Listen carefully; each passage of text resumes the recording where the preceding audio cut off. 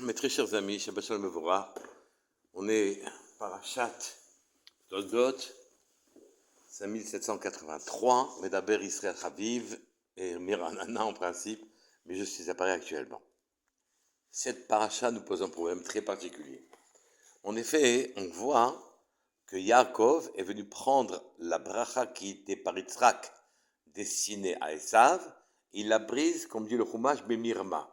Vayomer ba achicha, et il a dit, Yitzhak, voilà, il est venu de ton frère, Bemirma, avec malice, de manière oblique, oui. Vaikach birchotecha, et il a pris ta bracha. Vayomer, il a dit, Achi karashmo Yaakov, c'est pour ça qu'on l'appelle Yaakov, Yakveni, il m'a trompé, Zé, Pamaim, 2 fois, et birkati, et bechorati, la kach, ma bracha, ma bechora, mon droit d'aînesse, il l'a pris, vehine, ata, la kach birkati, il a pris maintenant ma bracha. Et donc, il a dépouillé, Yaakov a dépouillé Esav de ses avantages en tant qu'aîné, et de la bracha qui devait lui être destinée par Yitzhak, qui avait décidé de bénir Esav et pas Yaakov. Et vous connaissez l'histoire, Rivka a exhorté Yaakov de venir prendre les brachot, et il a pris les habits de Esav, la tunique de Esav, et qu'il y avait une odeur de Gan Eden, une odeur particulière, et il s'est présenté devant son père, et il lui a fait matamim, des mets particulièrement délicieux, délicats, de façon à ce que son père le bénisse, et est venu derrière lui Esav, et donc sa bracha était déjà prise.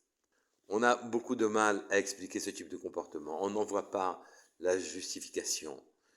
On pourrait dire évidemment qu'il vaut mieux pour nous les juifs que la shefa, l'abondance, elle vienne un peu de manière oblique, de manière à ce que nous ne soyons pas noyés dedans, et qu'on ne considère jamais qu'elle nous est due, que c'était obligatoire de devenir riche, de vivre à l'aise, et qu'il valait mieux pour nous qu'on comprenne qu'on est dépendant des cieux, qu'il n'y a pas que ça sur terre.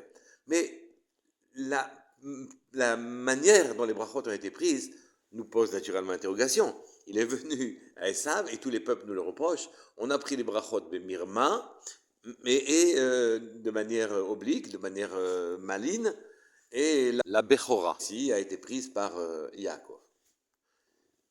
Elle ne semble pas légitime. Comment expliquer ce passage-là? Onkelos, quand il traduit Bemirma avec malice, il traduit Bechochma, Bechochmata. Comme si on devait annexer ces moyens de prendre la bracha à de la chokhma. C'est de la chokhma, comme si ça avait partie de la chokhma, une chokhma un peu excentrée, une sagesse un peu excentrée, mais une sagesse quand même. Avec Lavan aussi, quand il a quitté Lavan, le Chumash atteste et dit « Vaiknov Yaakov et lev Lavan ». Il a trompé Lavan. Ce sont des accusations lourdes rapportées par la Torah. Il faut qu'on les explique. Quel est le sod, le secret qui se cache derrière cette attitude de Yaakov, répétée à plusieurs reprises? Alors que Yaakov, vous le savez, représente la médaille de Tiferet et de Emet, c'est lui qui va... La médaille de la Tiferet, c'est celle qui permet d'avoir la Torah, qui est appelée Emet. Et donc, c'est pas sous ces auspices-là que d'habitude on voit le Emet, la vérité profonde. Il faut naturellement rajouter un point. Il y a été contraint par le ciel. Les yeux de Yaakov se sont affaiblis, il ne pouvait pas le voir. Donc, Mina Shamaim, par les cieux, on l'a mis dans une situation où la bracha devait être prise de manière détournée. Donc, Hachem l'a contraint à cette attitude-là. Les Chachamim disent que Yaakov représente Klalut Torah. Toutes les 70 faces de la Torah étaient en Yaakov. Dans Tehillim, Chavdalet, il est écrit Mevakshe Panecha, au pluriel, qui recherche Panecha, tes faces. Oui, Yaakov, c'est là. Donc, Yaakov a en lui tous les reflets de Torah. Et nous avons nous aussi cette disposition, comme c'est écrit dans Dvarim, Torah Tzivalanu Moshe, la Torah, Moshe nous a ordonné de l'accomplir et de l'étudier.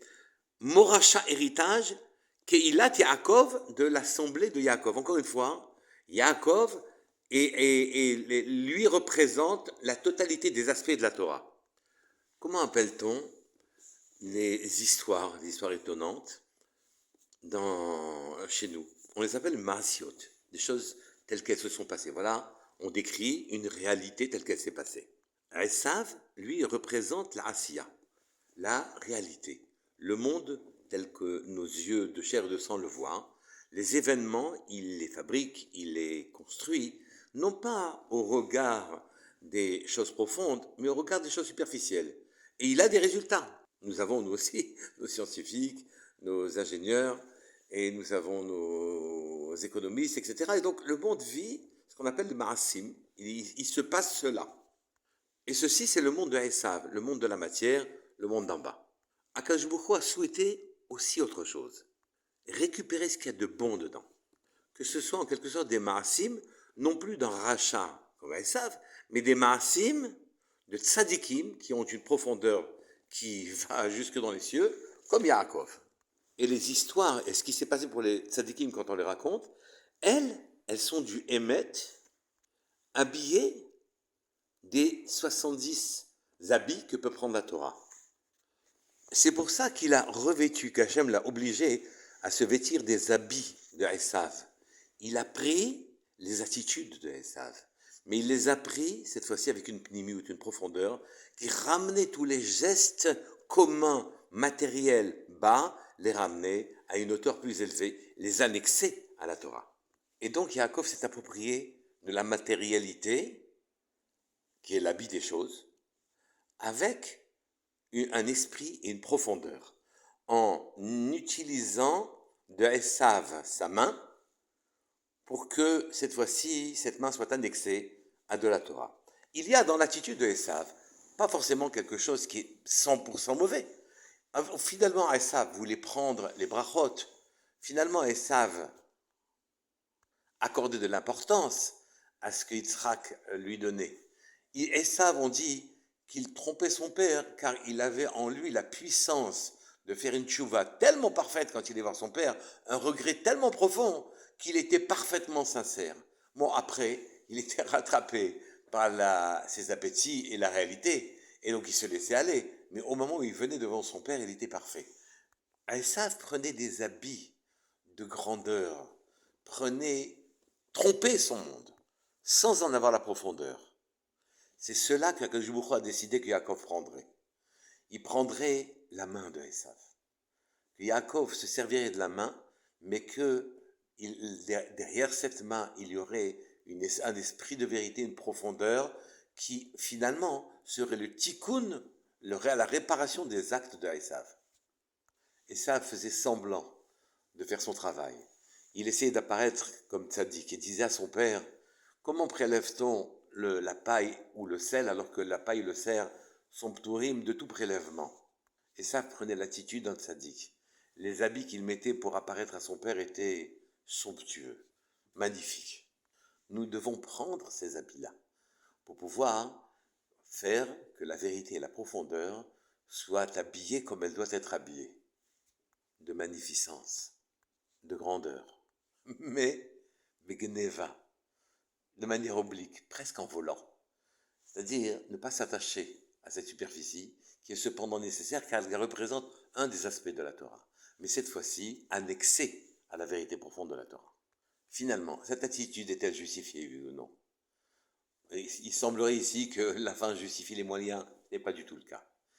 Ce n'est que quand Akadosh Baruch Hu nous contraint à faire un tikkun et une réparation particulière, et que nous sommes mis dans une situation où obligatoirement, on doit prendre les chemins buissonniers, les chemins obliques, pour pouvoir arriver à un résultat de Gdusha, là, selon les dispositions même d'Akadosh Baruch Hu, alors à ce moment-là, on utilisera toutes nos ressources pour faire que la Torah apparaisse, émerge et soit habillée des habits de grandeur, de probité, de propreté, sans pour autant les rechercher a priori, savoir qu'il y a 70 faces à la Torah, et c'est toutes ces faces-là que devait représenter Yaakov. Shabbat Shalom Mevorach, Kol Tov.